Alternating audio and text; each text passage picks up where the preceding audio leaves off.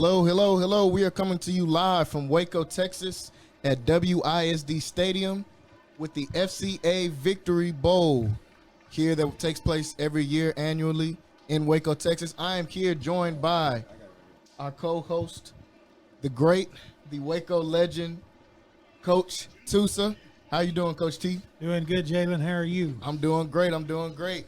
I'm also joined here by another co-host of mine, Mr. Rocky Miller. Rocky, what's going on? It's going great. Anytime I get a chance to spend a little time with Coach T, it's always a fun time. Yeah, yes, sir. Yes, sir. We're looking forward to a great game here that we have. The FCA puts on this Victory Bowl every year.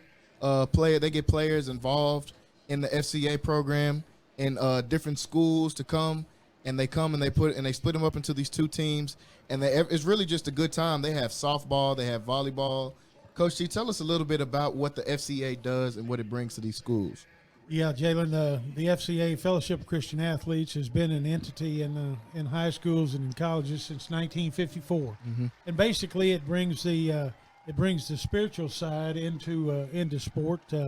As you well know, we're all comprised of body, mind, and spirit, and the spiritual side is fostered by the FCA. This is the 11th Victory Bowl. This idea came about to that organization about 11 years ago, and actually, Jalen, I was the head coach of one of the teams in the first year, which was a great honor and privilege for me. Okay.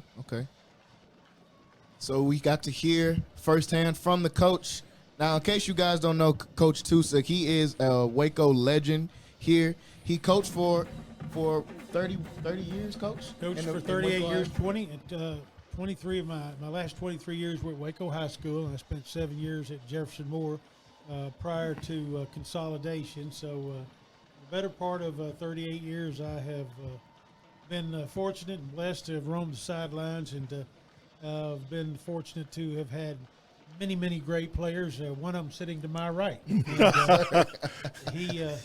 he was Checks in the mail, Coach T. I said it like he wrote it. And, Rocky was an outstanding player on an outstanding team, and we were fortunate to have players of his caliber. And we are off. We just had the kickoff here, kicking off to the first quarter.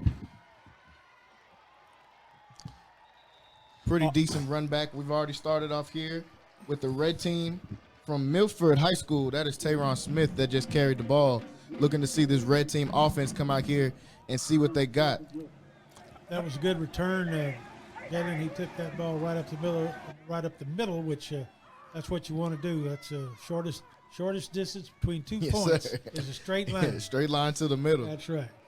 John Shaw was on the tackle. I see there's no brother-in-law deals on this.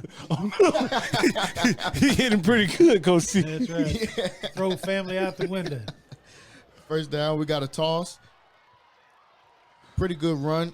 Coach, looks like you called that first play, Coach That's T. Right. That's a little old toss sweep into the sideline. Yeah.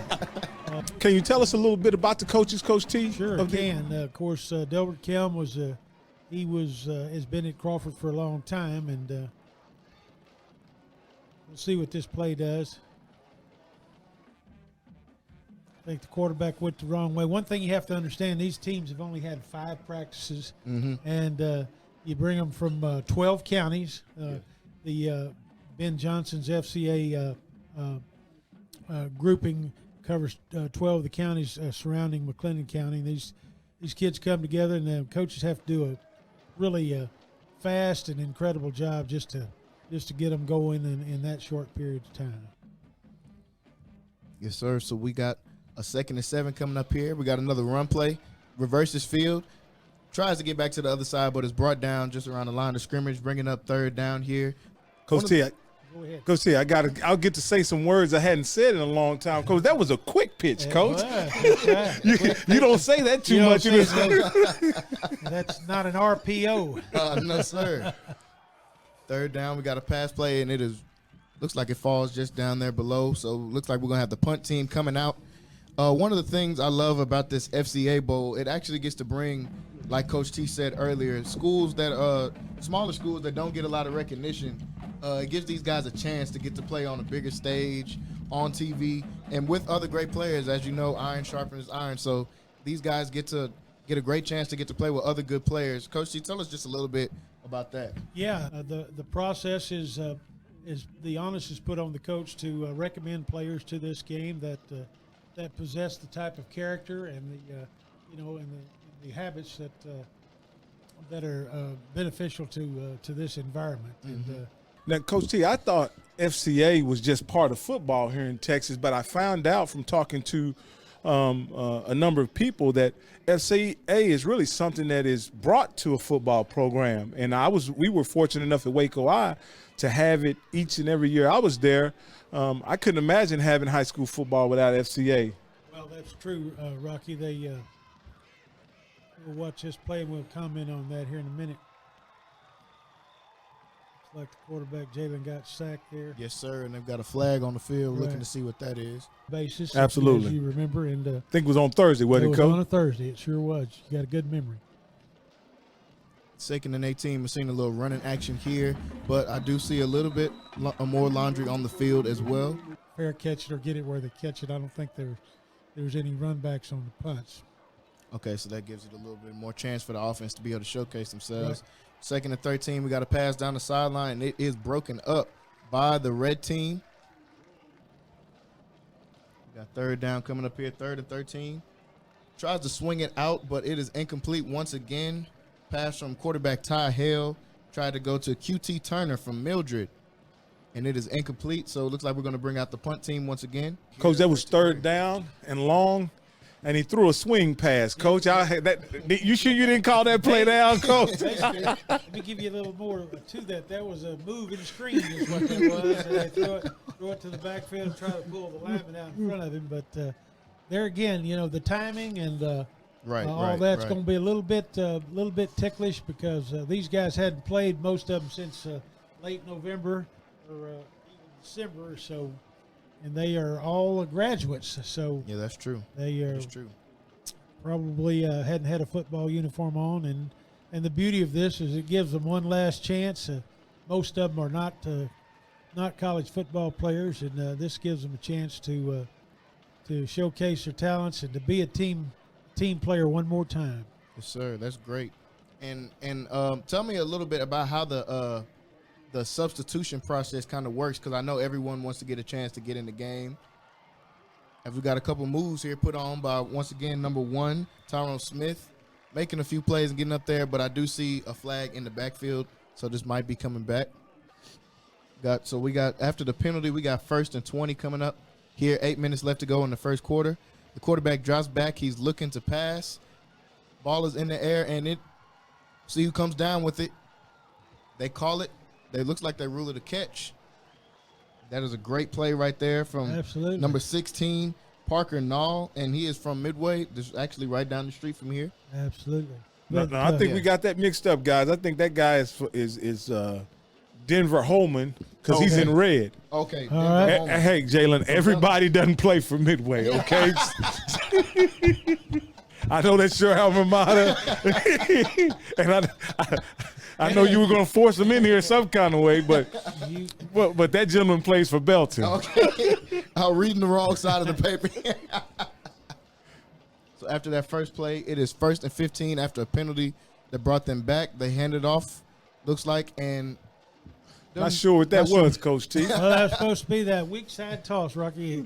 So far, Coach Kelm is true to who he is. They've been in the wing tee.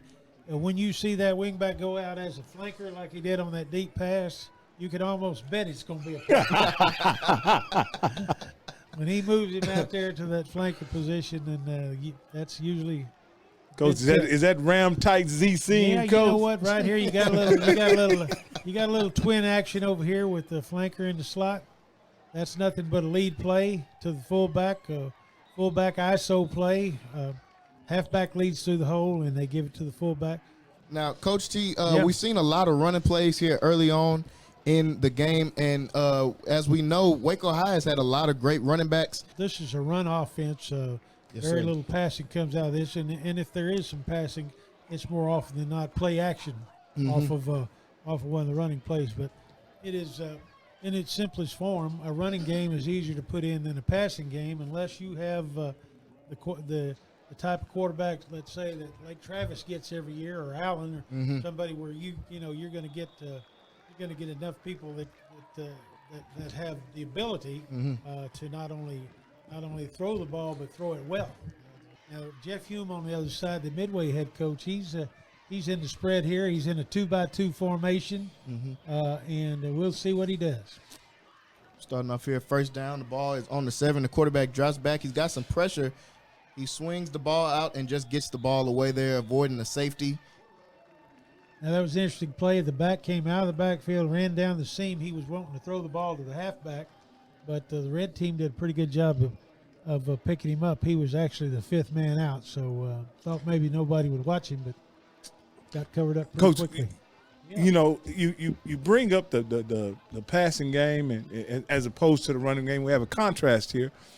One thing about it, when we were in school, Coach used to tell us it took it took a lot of things to go right for you to complete a pass. The old saying, if you throw the ball, 3 things can happen, 2 of them are bad.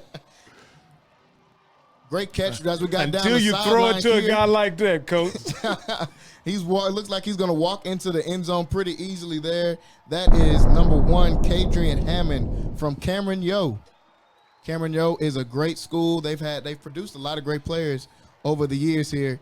And like I've heard before, many of coaches and many of analysts say before, great throw, better catch. And we just had a great catch right there and a good runoff to get the board, to get points here on the board to start off the first quarter and to start off this game.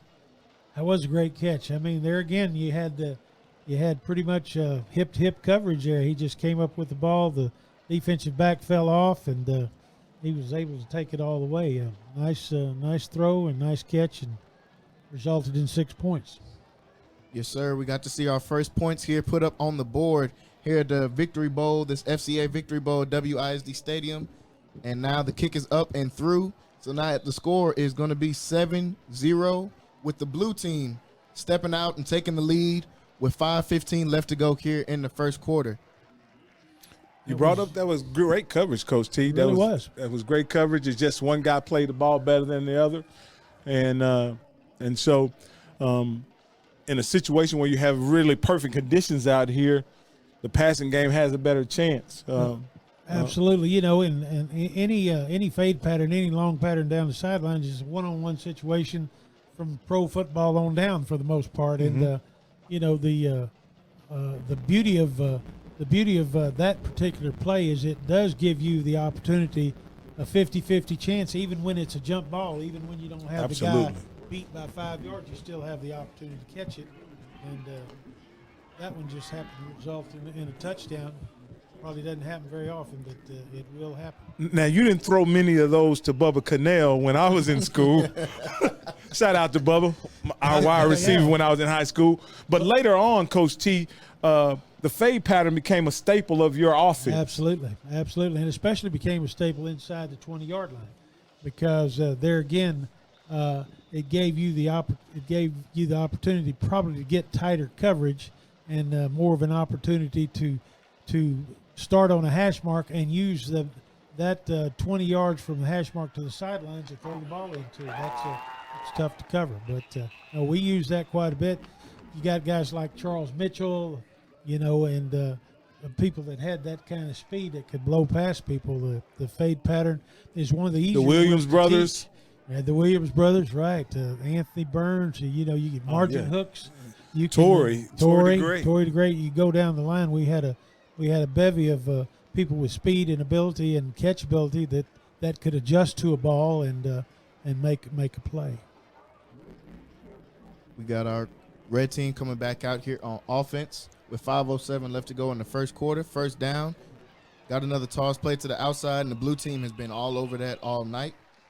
Great tackle there from Morgan Whitfield, Iredell High School. There again, there's a 6-man player from Iredell High School making a big play from his linebacker position, and he was all over it, Coach. Just the beauty of this game, Jalen, is to see guys from smaller schools get the opportunity to play with the so-called the big guys and make a difference.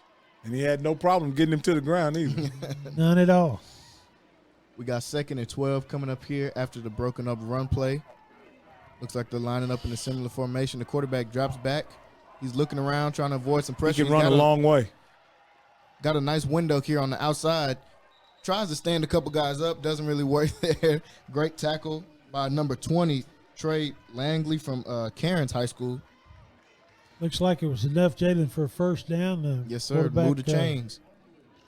You've got to have that internal clock and know when it's time to leave town and get down the street, and that's what he did. Coach, it didn't look like anybody was in the route, did it? Looked a little confused and congested out there on the right side. There again, and I don't mean to be repetitive. They have not had a whole lot of time practicing with each other. So there's going to be some. As we got there's an adjustment period, so to speak. Yeah, looks like just a straight ahead dive play there, just zone blocking. Here I come, no fair dodging. Now, does this offense look familiar or similar to some of the offenses that you ran over the years here at Waco High? It does look familiar. We kind of evolved from the wing T into the pro I formation. And the Pro I gave us a lot of flexibility in throwing and running. And if you watch the New England Patriots, they still use quite a bit of it. Now, Coach T, this is the offense we ran when I was in high school, correct? This is it. This is it. We ran with the wing T. That group you had with Charlton Green and Jimmy Dow and Ted Long and those guys. This was pretty much it. I think we had.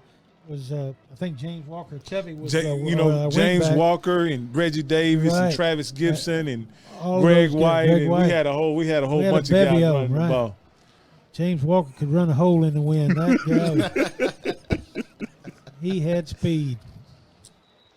Now, if you guys have not been listening here closely, we have Coach Tusa here with us, and after all the players you've heard him name, he's had a great stable of players here that he's coached in the Waco ISD era here from starting from 1979 at Jefferson Moore. Is that correct? That is correct. Coach T.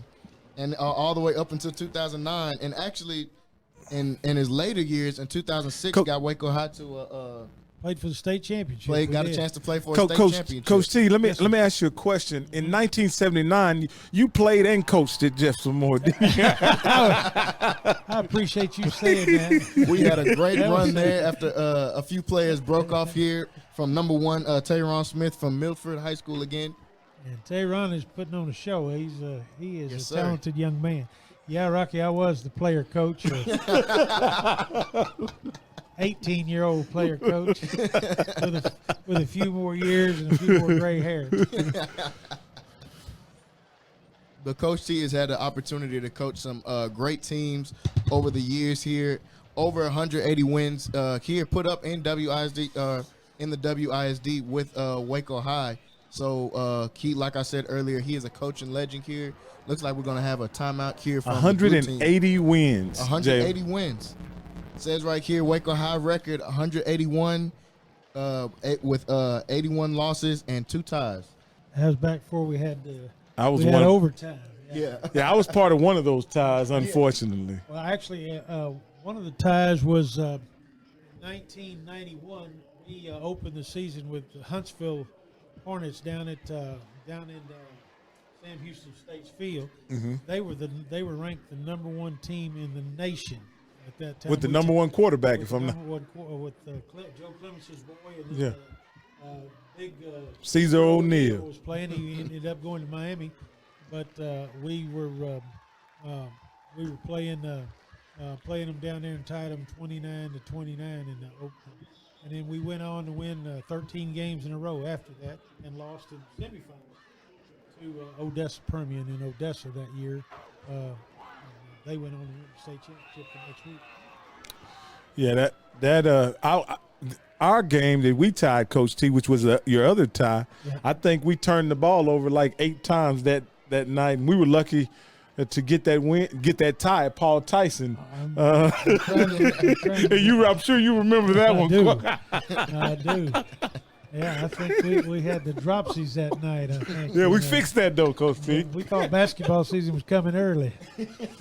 Our guys was trying to dribble it down the field. That's right.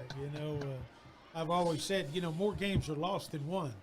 Most of the time, people that win games have been the beneficiaries of poor play on the other side of the line of scrimmage. It's an interesting concept.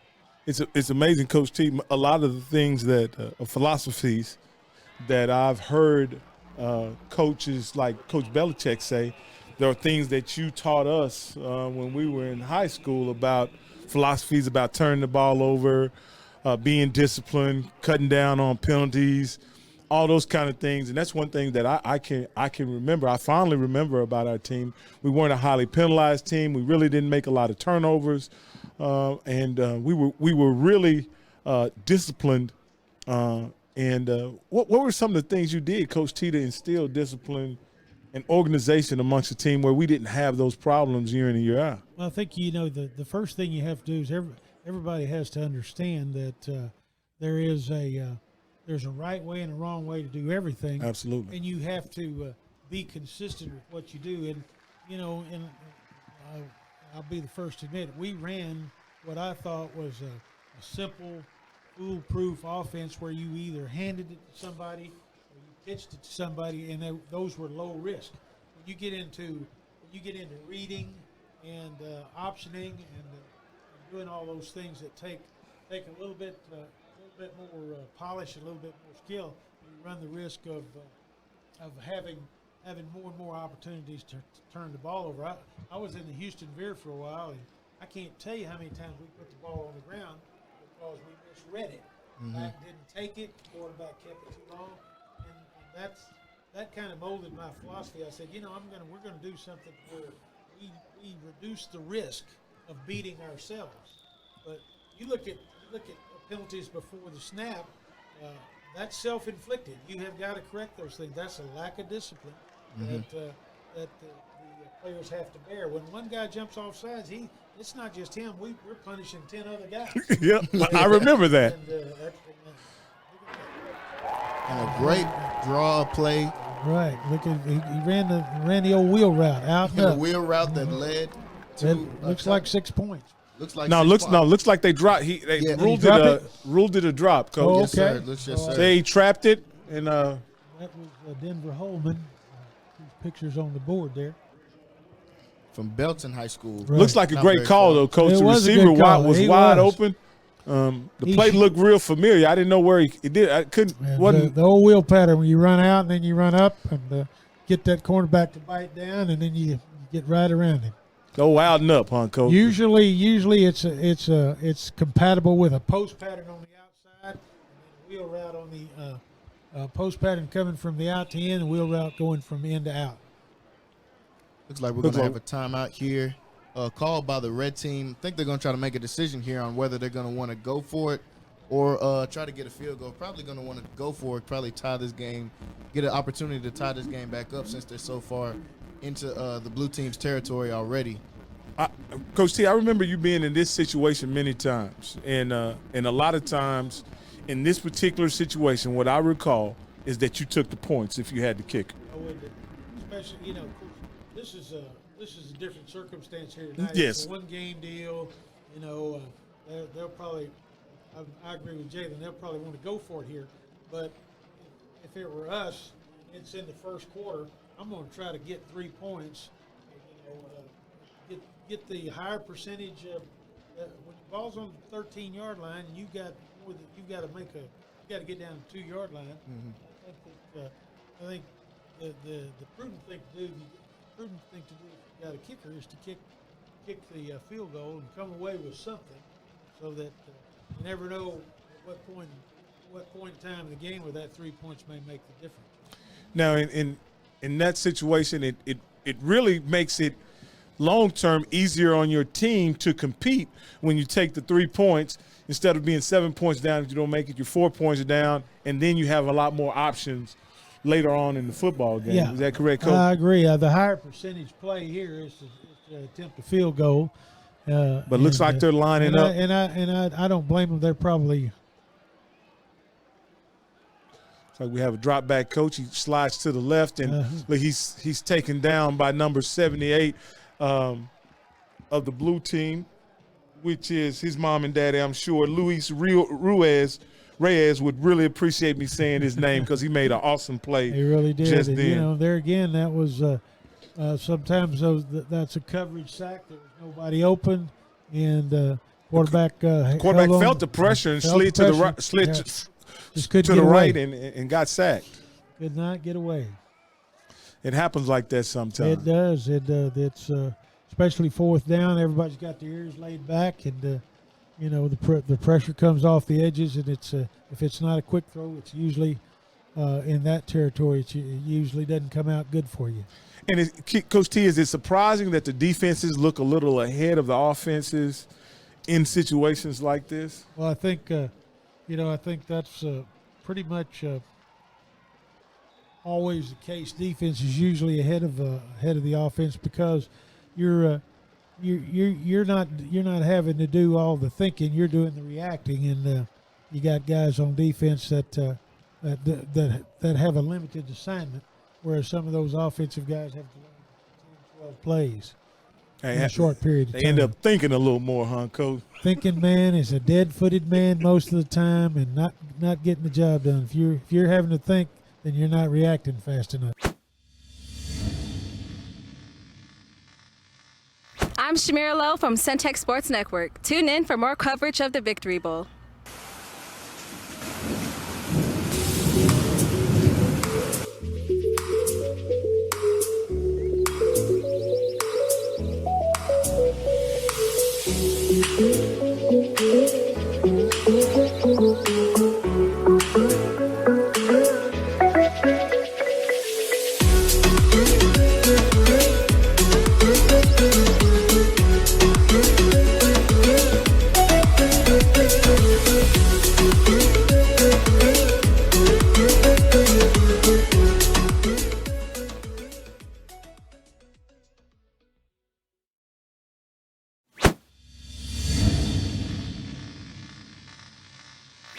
And I believe that does actually impact kids' lives, especially at a pivotal point in their lives in the high school, where a lot of guys a lot of kids are getting influenced one way or the other way.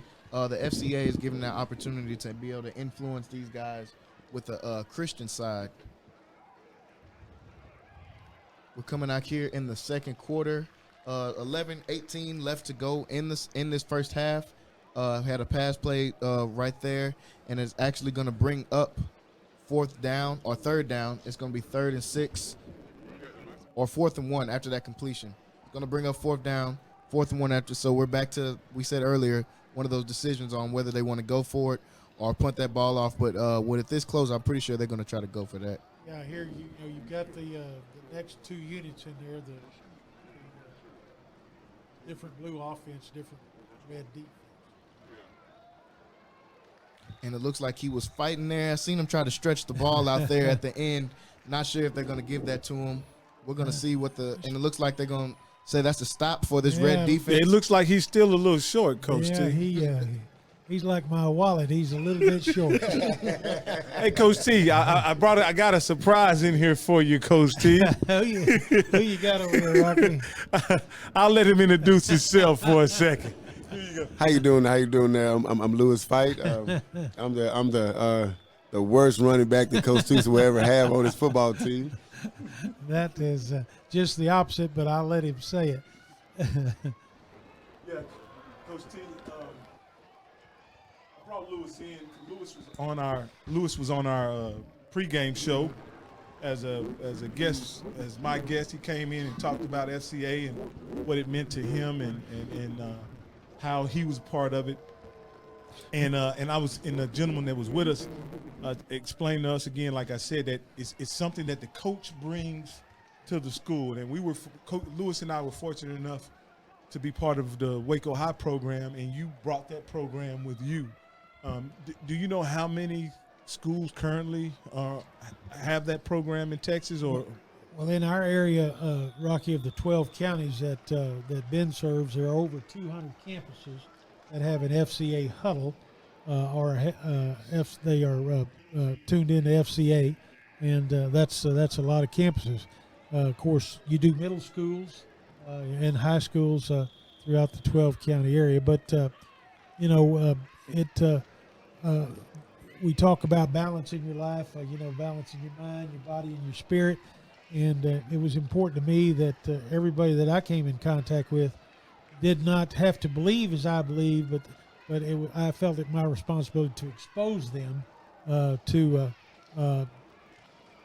being Christ-like and using Jesus Christ as their Lord and Savior. And the FCA was one of the ways that coaches could influence and change the lives of many of the players that played. And it was important to me that you guys were exposed to that. Obviously, you want people come out there to play and win and to do good physically, but the mental and the spiritual side have to be balanced also.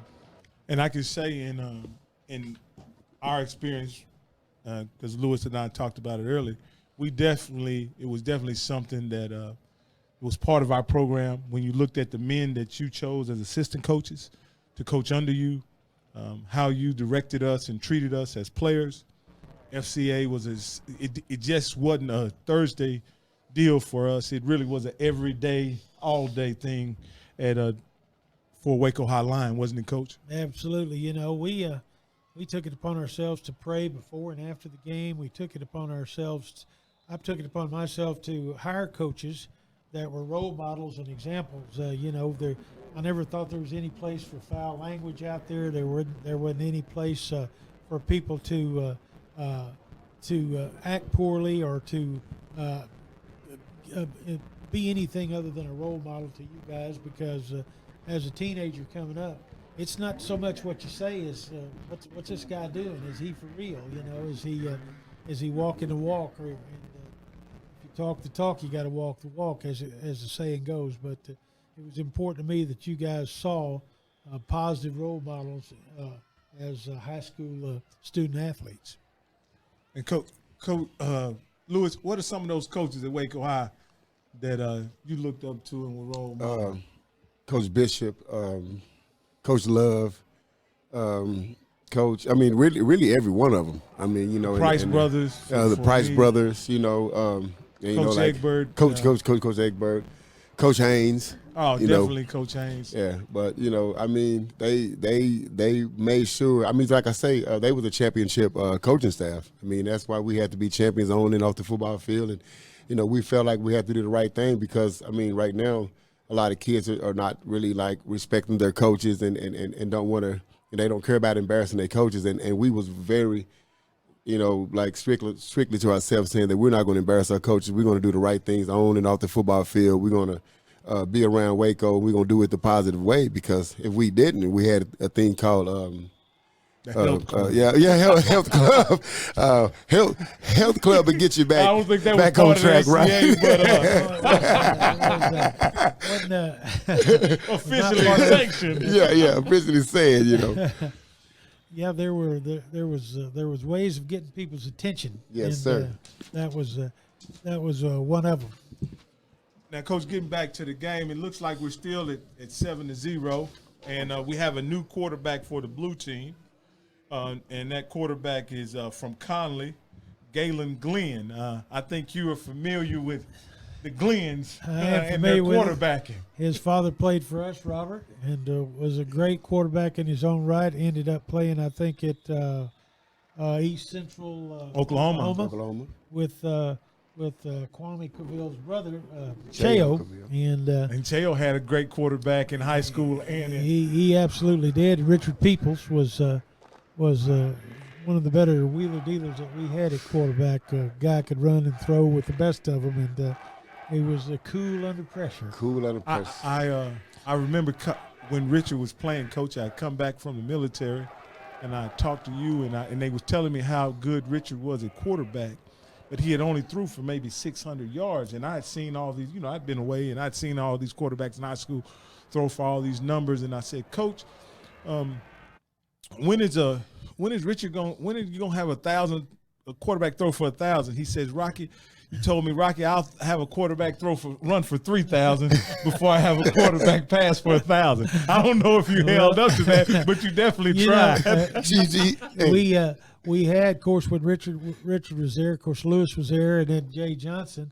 Of course, Lewis rushed for over 2,400 yards his senior year, and he only played about half the game because we were ahead. And I'd pull him out of there, and he'd be begging me to get back in. I beg. Of course, I put him back there at punter, and that was nothing more than a tweak for him. He wasn't interested in punting the ball. He was interested in seeing if he could get a first down. But, yes. And I can say this, Rocky, and you know this with all honesty, that Lewis Fite was one of the greatest running backs that ever played high school football. And to this day, he is still talked about, and the things that he did on the football field are, for the most part, unmatched. Again, I was actually deployed in the military when Lewis was in high school. So when I got back from my deployment, the first thing I wanted to do, Coach, was sit down and watch this guy that I grew up with run the ball. I always knew he was a great athlete, but when it was chronicled in newspapers that my mother would send me, it was written with the verbiage of a superhero. And so I wanted to really sit down. Did I really know a real superhero? And when you let me see the tape, Coach, he was with no sound, just the cowboy remote. It was unbelievable, Coach. And I could imagine if I was there in person to see him run. He did some phenomenal things. You know, people that came to game, Dave Campbell was one of them. You know, the Dave Campbell, Texas football. He and a guy by the name of Bernard Rappaport were friends, and they'd come to the game. And what was amazing is when Lewis got the ball, people stood up before he got to the line of scrimmage because Lewis would make a 3-yard run look like an All-American run. But he did so many phenomenal things, and he just had one of the greatest gifts. But the greatest thing that Lewis had was heart. He practiced like a champion. He was a humble young man, and he always used his ability to do good. Looks like we had Galen Glenn try to run around the end, and he was tackled short of a first down. Looks like looks like we're going to have second down, Coach. Second and long. Now, one of the things that I asked Lewis several times, and then Lewis said, I say, Lewis, what made you a great running back? And Lewis would tell me, well, you know, it was coaching, and he wouldn't tell me it was his quickness or his ability to jump or whatever, Coach. And if you could coach them all, if you could coach them all as good as you coach Lou. Right. That's right. You know, with guys like yourself and Lewis, you come with some gifts that the good Lord gave you. The key to coaching is to number one, not mess anybody up, and number two, put them where they can best help the team and use their talents. And of course, Lewis was a phenomenal running back, and therefore it was our job to get him some blocking and get him past the line of scrimmage. Then he could do some things on his own after that. Yeah, he's largely regarded in this community where there's been some tremendous high school football players. But I think he's largely regarded as the greatest football player to play, at the high school level. And though there have been players to go on and do tremendous things, but I think what he did in the fall of 1991 was incredible. Or was it 1990, Lewis? I don't know. You graduated 91? I think I did. His senior year was His senior year was 1990. 1990. Yes, it was. I don't Absolutely. think. Of course, I had the good fortune to coach it for 38 years, but Lewis was the finest running back that I saw in that 38-year period. Not you. You said you saw, Coach. You coach. Yeah, well, Coach. Of course, I had the best seat in the house. I'm right there on the sidelines, and I got to witness all those runs firsthand. I can recall many a play and many a ball game. I remember one night we were in Georgetown, and I don't know if we blocked the wrong way or Lewis went the wrong way, but he took a pitch, and there were two Georgetown guys as close as you and I are right here. Right? We're pretty close, Coach. And but he went up to him, and somehow or another he spun, and they hit each other. Lewis went about 70 yards, and I told somebody, so much for blocking. Guy doesn't need any blocking. We just need to get out of his way. No, like I say, Lewis. You remember that run, Lewis? Yes, I mean, Coach Tusa always tell me like, "Hey, we're just gonna give you the ball tonight. We don't know which way you're gonna go, but just go the right way." And I try to go the right way. Because I remember one play. It was 34 belly, and Rodney Goldberg was like, "Hey man, come behind me. Him and Ilya Hicks. And and Goldberg said, I looked to the side. You was already to the left side running 45 belly. I say, well, wherever the hole is, that's where I'm gonna go. But I just try to do the best thing I could, man. Just getting coached by one of the best high school football coaches and one of the greatest men I ever met in my life. Appreciate that. And I think Lewis would probably hats off to Jay Johnson, who was not only a good runner in his own right, but a tremendous blocker, wasn't he? Tremendous blocker. I mean, most of the yards was because of Jay Johnson. Sitting here, we need to acknowledge you and appreciate your service for your country. Yes, sir. In the military and what you did. Hats off to you. Thank you, Coach T. But that's one thing I can honestly say is that my time in the military was a great time. But on my football team, I don't know if you know this, Coach, but it was my senior year. It was probably 8 or 9 of us that went on to serve, and many of us served in battle. And luckily, none of us were lost. But guys like Cedric Bogans and Anthony Alexander and Anthony Eichelhart and Darryl Ward and Anthony Davis, and these are all my teammates who were part of a tremendous football team. But we all went on to defend our country, and I think the foundation that you gave us was an integral part in us being able to do it in an honorable fashion. Well, and that's awful kind of you to say, but the same goes for those guys, your classmates that did that. I mean, it is humbling to me. It is humbling to our country to have guys of your caliber defend our freedom, give us the freedoms that we have, and be the kind of patriots that you guys were. There's nothing more honorable than that I can think of, and just glad that all of you could come back and be able to become productive citizens. Absolutely. Also, I left out Clyde Kelly. Clyde Kelly. Clyde Kelly. I remember Clyde. Yeah, Clyde was. His heart was 300 pounds, but he was about 105. He was about $1.25. But he had a big heart. He had a huge heart. And Coach, you would deploy those guys on the kickoff team, yeah, Coach. Right, the kamikaze crew. That's right. I can remember back when I was at Jefferson Moore, there was a guy named Darryl Whitaker. He ran down on kickoffs. We nicknamed him the Bullet. The Bullet. Because yes, it looked like he was shot out of a gun every time we kicked off. He'd be down there. I don't know if he ever made a tackle, but he was, but he was 10 yards ahead of everybody. Yeah. I've always known one thing. If you volunteer for something, you're more likely to put your heart into it. Yes, absolutely. Yes. Absolutely. We I don't think we got one ran back on us. We got one close ran back on us, and Coach Tusa told Curtis to don't kick it to that guy no more. That's right. Why are we kicking it? Why are we kicking it to him? Right. He's pretty good too. That's right. Now the guy that returned it on us, I don't think he could outrun any of us. But that particular night, we had to surf to him, and we didn't have any surf to him. I remember.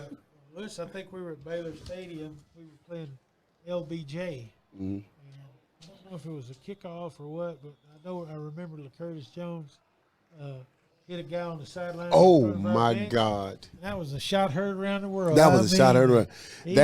He set the tone for the rest of the night. For the rest of the night, that was one of the hardest hits. That's right. I mean, I thought he broke his leg bone. I don't know what happened, but the kid did not get back up, and I mean that was just by LaCurtis, man. LaCurtis was one of them guys that was probably 185, 170 sometimes, right. But he will hit you like he's 750 pounds. That's right. He was. That goes back to talking about the style of play. We're watching our old offense, Lewis. Right. As I was saying, changed it for you. yeah. I told the coach over there. I said, "Well, we did that, but he stood me up." Yeah. and everybody didn't know that I was a fullback in high school. I wasn't a tailback. Well, you played wingback when I came. Lewis played I was wingback. His sophomore year, he did. And no role is too big. Though Lewis may have been a great player, and he had a significant role in the team, but everybody's role, you made it life or death, or very important to the team, and you would scout each. As we see a touchdown in the end zone. Throw. Yeah, I'm not sure what that was, but it looks like the belly. It wasn't a belly boot, but it was a sprint out pass. Sprint out pass, a wheel. What we used to call an 80 pass, and threw a little flag pattern out there. Nice throw from. And a great route by number Mark 16. Walker, Shoemaker. From Belton. Denver Holman ran a great route and was hit right in between the 1 and the 6. That's exactly right, and that's. You would have passed more, Coach, if it happened like that. If that was us, I mean, Michael Okadokin would have fell down. Coach Tusa say, "Why every time you catch the ball, you fall down?" Mike was one of those. The rules have changed the game quite a bit, and this year, the new rule on cracking back, you can no longer blindside somebody on the kickoffs and punts and wait and go get them when they're not looking. They have to be looking at you when you hit them now. So now I'm really surprised that the kickoff is live, Coach. Yeah, the punts aren't live, but the kickoffs are live, and so. And I guess it's because if you kick it to the 10-yard line, they don't want it on the 10. They want it on the 30. You can govern that, but these have been live returns. It looks like this is going to be another one. We got number 1 of the blue team, which is Adrian Hammond, and but nowadays, Coach, they've talked about cutting the kickoff out the game. Me personally, I'd hate to see that happen because I always thought the kicking game, it was not only exciting, but it was another way for a team that really played hard and was really prepared to get probably a leg up on maybe a team that had better talent. Well, it's the first offensive play, and teams use a strategy on their kickoffs like you do anything else. So you use blocking schemes. You put players back there that can give you an advantage. I mean, that's what they call it. In the middle. Number 10, Casey Coring from Rogers. Nice throw and catch from number 12, Zach Satterwhite from Teague is the quarterback in there now for the blue team, and that was a well-executed play, a little pass over the middle that. So it looks like they have more than – this is a new quarterback in because Glenn, number 21, was quarterback in the last series, and now we have the gentleman from Teague in the play from Teague. Looks like he's turf monster got him, Coach. Yeah, they'll jump up and get you when you least expect it, and that's what you call self-tackleization. That Coach, I got a question.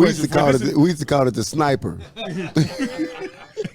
Come out of nowhere. Come out of nowhere. I've been hit like that a few times. Now, Coach, looks like that blocking thing still matters, Coach. I don't care how you spread them out. Yeah. You got to block. You got to put your hat on the hat, 21 Coach. from the red team there. Dylan Hoffrichter from China Spring made that play. Okay. Came off that edge there and sacked the quarterback. Looks like we got 27 seconds left in the half. Game 7-7. We got the blue team just over midfield at the 49-yard line. I suppose they're going to be pretty aggressive. I would think they're planning on going for broke here pretty quickly. I'm trying to see how many timeouts are available to both. The blue team has one timeout left.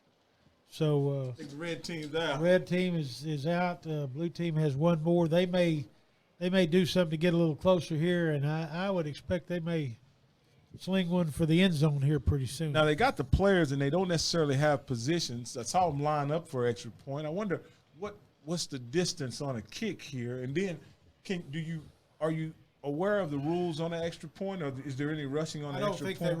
I do not think they rush the extra point or the field goal. I think they'll line up and bump. But, I'm sure the field goal and the extra point are the same. I don't have a rule sheet up here, but they do communicate that to the referees. And, okay. So do they got so are these the same kind of rules up in the All-Star games now? Do they have the All-Star games like that? I think all of them have some modified rules. Try to get away with a draw play there, and there again, that didn't work. You're going to have less than number 30 from the red team was in the backfield pretty quick. It looks like he knew the play. The only thing about it, Coach, Nehemiah Brown had his head down. That's right. He ran right by the running back. I've done that a few times, Coach. I understand. We used to always preach to make sure you see what you hit. See what you hit. If you're looking down at the ground, you're probably going to see the top of your shoes and not much of anything else. Yeah, we got 4 seconds left. We're at the 49-yard line. They lost 2 yards on that play. Think this is the old Hail Mary, Coach? It has to be. There's 3 to the left. You'll probably see him just throw it up in the air as far as he can throw it. We'll get to see what kind of arm he has, huh, Coach? Looks like he getting out some trouble. We have someone wide open. That's the one from Midway. That's the kid from Midway. Okay, that's number 3 of the blue team. Deontay Let me get Thomas. Deontay Thomas. He's pretty clean catch, but it's all for naught, Coach, because the clock has expired. That's right. Where we have a ball game, fellas.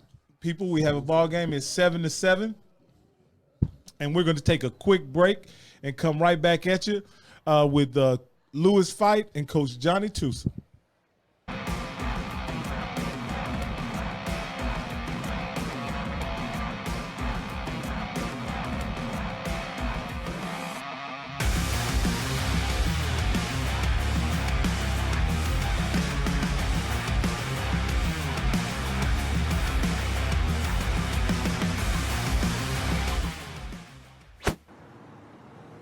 It was once said that stories are the shortest distance between us and the truth. Others have tried to tell our story, but our story is unique. It must be told from the inside out. Our story is compelling. Our story is true. Our story is Waco.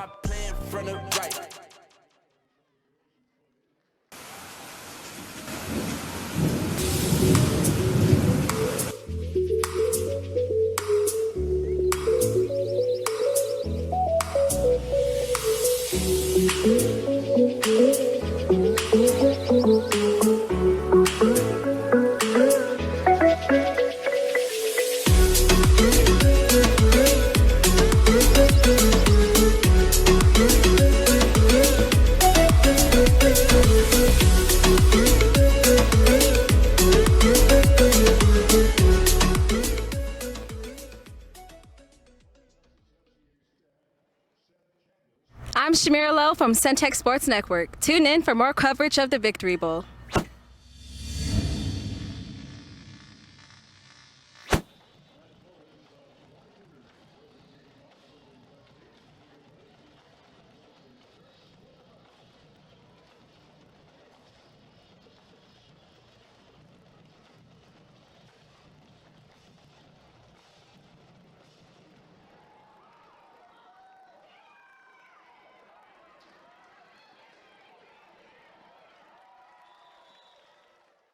Well, we're back here at the Fellowship of Christian Athletes Victory Bowl.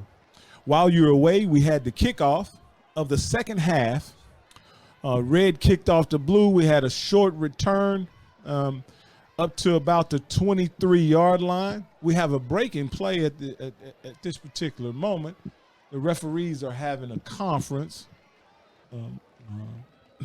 I wouldn't say there are new rules in football, but they weren't in when I was playing, Coach, and so I'm not always my eyes are not always keen to those type of violations. Looks like we have two backs in the backfield now, Coach. Yeah, we do. A little three wide set with almost a pistol set there, Rocky. The tailback was almost directly behind the quarterback, offset just a little bit. It's a good formation to run a lead out of, or run a little run pass option out there.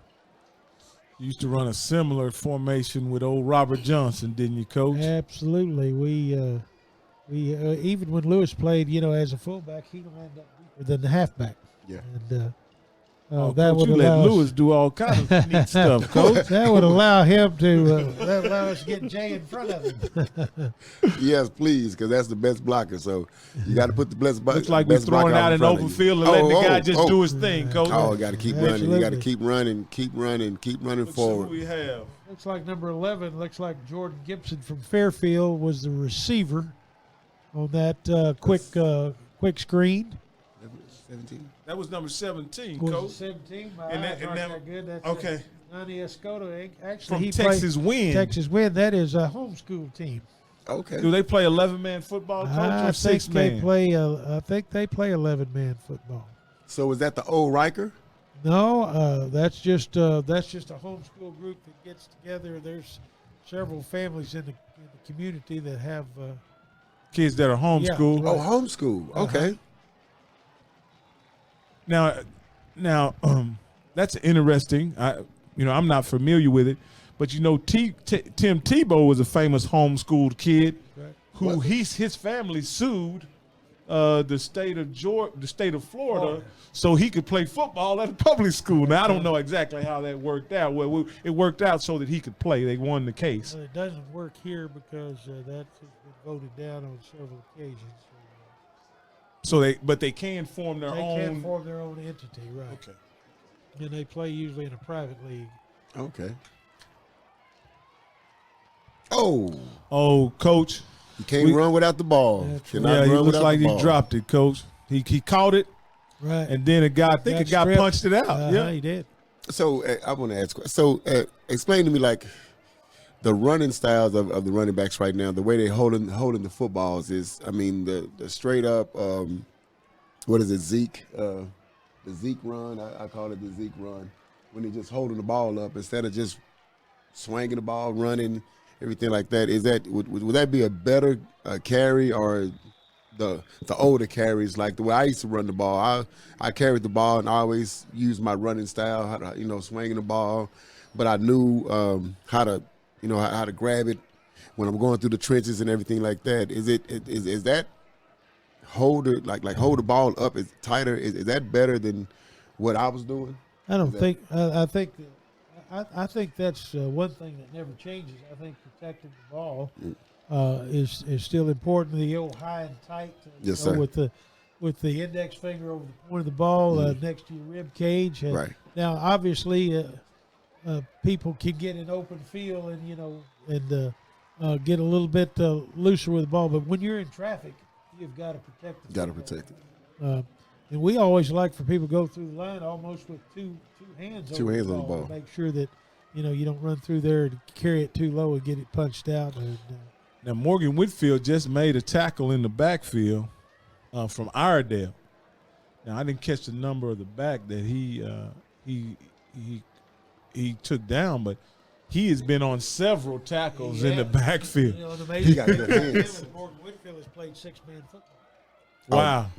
The most, Well, he's had no problem with the 11 man most either, Coach. Yeah, he got good hands on 6-man him. Football player from Texas, probably Jack Pardee.